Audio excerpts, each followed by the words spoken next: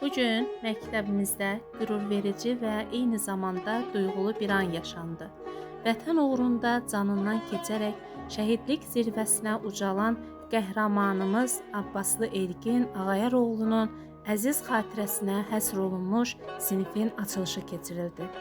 Bu mənalı tədbirin onun doğum gününə təsadüf etməsi hər birimizin qəlbində həm qürur, həm də kövrək duyğular yaratdı. Elgin kimi igid oğullarımızın sayəsində bugün azad, təhlükəsiz və başı uca yaşayırıq. Onların göstərdiyi qəhrəmanlıq, vətənə olan sonsuz sevgisi gələcək nəsillər üçün daim örnək olacaqdır.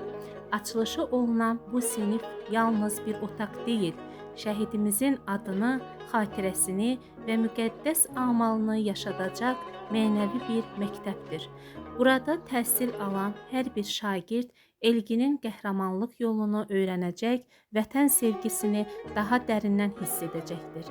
Şəhidlərimizin ruhu qarşısında baş əyir, onların ailələrinə sonsuz ehtiramımızı bildiririk. Allah bütün şəhidlərimizə rəhmət eləsin.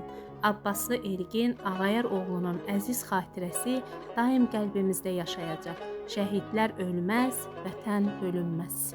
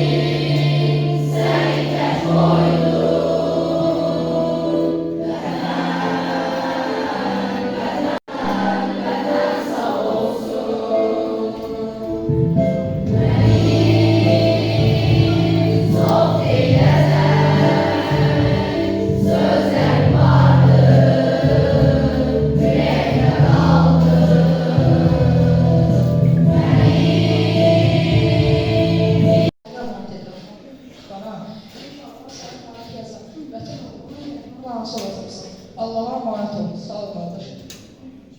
Sağ ol qardaşım, yaxşı yox. Hara gedirsən ay oğlum? Mənim səndən başqa kimim var ki? Bax sən mənim gözümün anı bir olmuşsan. Mənim səndən başqa kimim var? Ben köyde asker olmuşam ana. Vətən dardadır. Ax mən sənin toyunu görmək istərdim, nəvələrini görmək istərdim. Onlarla gülüb oynamaq istərdim. Narahat olma ama qətiyyən narahat olma. Nə deyirəm, görürüm səni qərarına döndərə bilməyəcəm. Allah hamısına kömək olsun. Oğlum, daha 2 gün əvvəl sənə beşdə bəylik pərsəni seçildik. Hara gelirsən?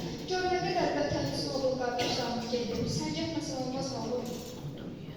Olmaz ana, vətən uğrunda ölməyə də, yaşamağa da hər zaman hazır olduğunu siz bilirsiniz.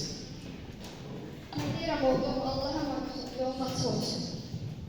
Sağ ol ana, sağ ol ana, sağ ol qardaşım. Sağ ol qardaş, sağ salamat gezin.